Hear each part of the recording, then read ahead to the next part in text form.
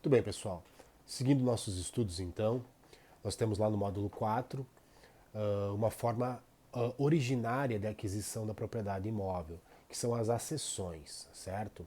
O artigo 1248 traz as 5 formas que se dão essas acessões. São elas a formação de ilhas, você pode conquistar a acessão por aluvião, avulsão, abandono de álveo e por plantações ou construções, certo? Bom, só lendo esse artigo vocês já percebem que a própria nomenclatura desses institutos já traz uma certa dúvida, né?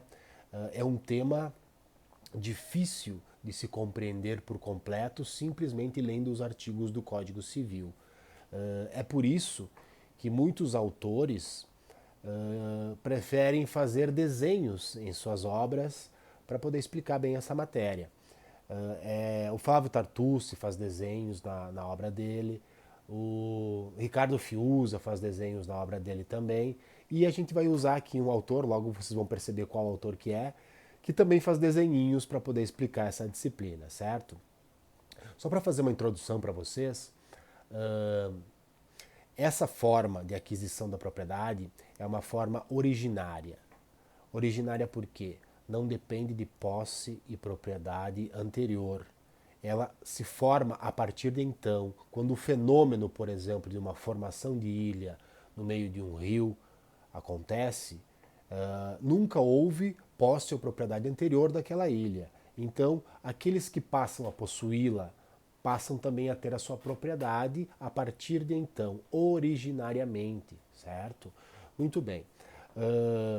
Vejam só, o artigo 1249 trata sobre a formação das ilhas, certo? São 3 incisos com 3 situações diferentes.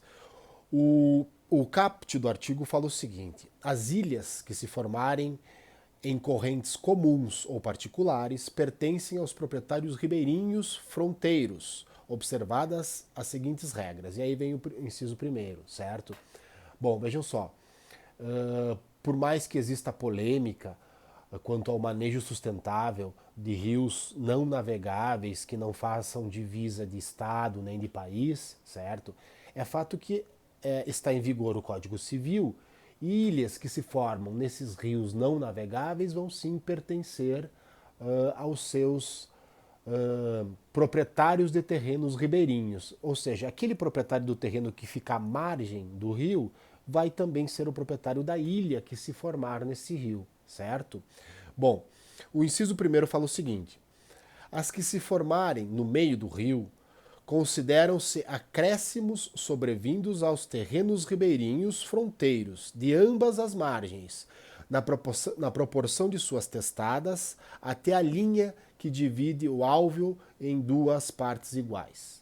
Difícil, né? Difícil de visualizar isso na prática. É por isso que a gente vai usar uma das doutrinas que faz os tais dos desenhos para entender esse conteúdo. Eu quero só fazer uma observação quanto a isso. Eu sou professor universitário e esses vídeos são voltados para os meus alunos da graduação, então não há problema algum em usar fração de obra literária, artística ou científica, no caso essa é uma obra científica, né, para reprodução com fins estritamente acadêmicos. Esses vídeos não têm fins lucrativos algum, eles são voltados para os meus alunos da graduação. E também é óbvio que os autores tão nobres que são como esses que eu vou apresentar para vocês jamais iriam se contrapor ou criar óbice, principalmente nesse momento de pandemia mundial por conta do coronavírus, e é por isso que esses vídeos estão sendo produzidos, para que nós possamos levar informação aos nossos alunos sem as aulas presenciais. Duvido que autores tão nobres quanto esses 2 personagens dos desenhinhos aqui iriam se opor ao uso da obra deles para esses fins, certo? Bom, pelo nome dos personagens aqui, vocês já sabem que autor nós estamos usando, que autores nós estamos usando, né? A gente tem o Pablito, né? O Pablo Stolze, né? E o Pamplis, que é o outro bonequinho que está aí, são 2 caricaturas dos próprios autores, né? Eles são bem parecidos com os próprios autores mesmo. E a obra deles, então, traz esses desenhos bem didáticos que eu preferi usar para vocês aqui para explicar essa disciplina, certo? Fiquem sabendo, portanto, os autores, que mesmo nós aqui, professores das graduações no sul do país, gostamos muito da obra de vocês também, tá? É até um privilégio poder usá-los aqui e tenho certeza que vocês jamais iriam se opor ao uso desses desenhos para fins didáticos aqui para os meus alunos da graduação, certo? Olha só, o artigo falou que formada a ilha, essa ilha será de propriedade dos proprietários dos terrenos ribeirinhos. O que nós devemos fazer é simplesmente entender que o rio é dividido ao meio. O rio que transcorre entre propriedades e tem aquelas características que eu falei para vocês, não navegável, não faz divisa de estado nem de país, por mais que pese polêmicas quanto a isso no direito administrativo e constitucional, e obviamente todo o manejo que em torno disso deve ser de forma autorizada, né? Eles vão acabar, essa ilha vai acabar pertencendo aos proprietários ribeirinhos. Então veja, o fato aqui do inciso 1º do artigo. A ilha se formou no meio do rio. Então, metade da ilha pertence a cada um dos proprietários dos terrenos ribeirinhos, bem como está no desenhinho ali. O Pablito e o Pamplis ficaram aí, cada um deles, com metade da ilha, certo? Olha o inciso 2. As que se formarem, as ilhas, né, que se formarem entre a referida linha e uma das margens, consideram-se acréscimos aos terrenos ribeirinhos fronteiros neste mesmo lado. Olha o desenho. Se a ilha se formou, se é uma ilha só, aqui tem o caso de duas ilhas se formando, né? Se é uma ilha só que se formou só do lado de um dos proprietários ribeirinhos, a ilha pertencerá só a ele, né? Veja como os personagens ficam felizes, né, com o acréscimo de sua propriedade, né? A mesma história, o rio dividido no meio, a ilha se formou de um lado ou de outro, a ilha vai pertencer ao proprietário do terreno ribeirinho, ao proprietário do terreno que está na frente desta ilha, certo? É fácil de entender com os desenhos, né? O inciso 3 fala o seguinte: as que se formarem pelo desdobramento de um novo braço do rio continuam pertencentes aos proprietários dos terrenos à custa dos quais se constituíram. Olha só o desenhinho para isso. Veja só, tá lá o rio e veja que existe na frente da propriedade do Pamplis, existe uns pontilhados ali que é por onde, possivelmente por força geológica, pelas forças das águas, houve uma erosão e ali se formou uma ilha. Aquela parte já pertencia ao Pamplis, já era de propriedade do ribeirinho que estava ali alocado, certo? Esse novo braço, esse novo desdobramento não fez com que o rio se dividisse ao meio de novo. Portanto, essas terras continuam pertencendo ao Pamplis, agora com desacréscimo, porque tem um novo braço de rio ali, certo? O desenho deixa bem claro isso. Me parece que o Pamplis se frustrou um pouco ali por ter perdido uma gleba do terreno dele, né? Muito bem. Outro instituto é o chamado aluvião. Vejam, os nomes são um pouco, digamos assim, diferentes na nossa linguagem, né? O artigo 1250 fala o seguinte: os acréscimos formados sucessiva e imperceptivelmente por depósitos e aterros naturais ao longo das margens das correntes ou pelo desvio das águas destas, pertencem aos donos dos terrenos marginais sem indenização. Veja só.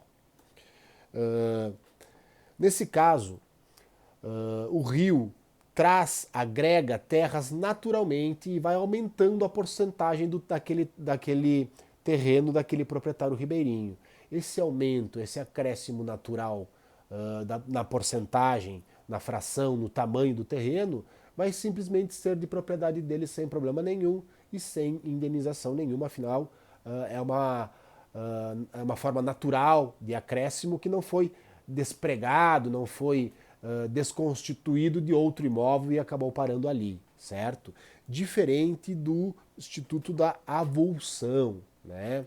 A avulsão é quando parte, o código fala em prédio, mas a gente tem que entender isso como terreno, né? Fala que quando parte de prédio alheio de forma abrupta vem se alocar até o seu imóvel, né?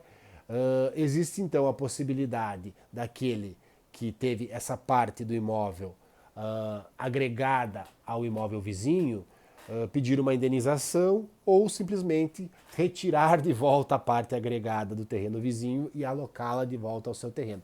Me parece na prática isso um pouco difícil, né? Veja aqui, o desenho consegue mostrar isso melhor. Olha lá a propriedade do Pamplis, né? Eu acho que o Pablito gosta de sacanear um pouquinho o Pamplis aqui, né? Porque o Pamplis se deu mal 2 vezes já, né? Olha só, existia aquela ponta no rio, na propriedade do Pamplis, que, por algum evento natural abrupto e forte, acabou se agregando ao terreno do Pablito, né? Veja ali no desenho, ele acabou se agregando ao terreno do Pablito.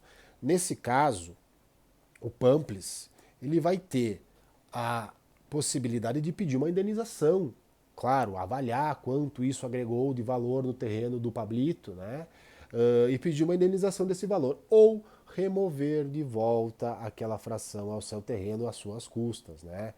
Veja que na prática isso pode ser bem difícil e, obviamente, os processos judiciais que envolvem essas questões vão contar com laudos de geólogos, né, agrimensores, enfim, vários meios de prova para saber quanto vale e o que pode ser feito ou não, certo?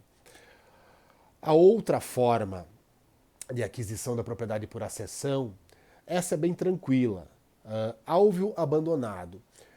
Vamos pensar no seguinte: quando é construída uma barragem, né, perto das propriedades, dessas propriedades de terrenos ribeirinhos, e essa barragem acaba secando o rio, ou não só secando, mas fazendo com que o curso dele seja muito mais pequeno, o rio fica bem menor, e com isso uma extensão de terra maior aparece, né, é desvelada para os proprietários dos terrenos ribeirinhos. É um caso bem simples. De novo, o rio está dividido ao meio, certo? Essa fração de terra aparecendo, os donos dos terrenos ribeirinhos acabam sendo proprietários dessa fração de terra, certo? Bom, eu acho que com os desenhos dá para entender um pouco melhor, né? Vocês vão ler com calma os artigos do Código Civil, vão voltar para o vídeo e vão ver os desenhinhos de novo e vai ficar bem explicado, certo?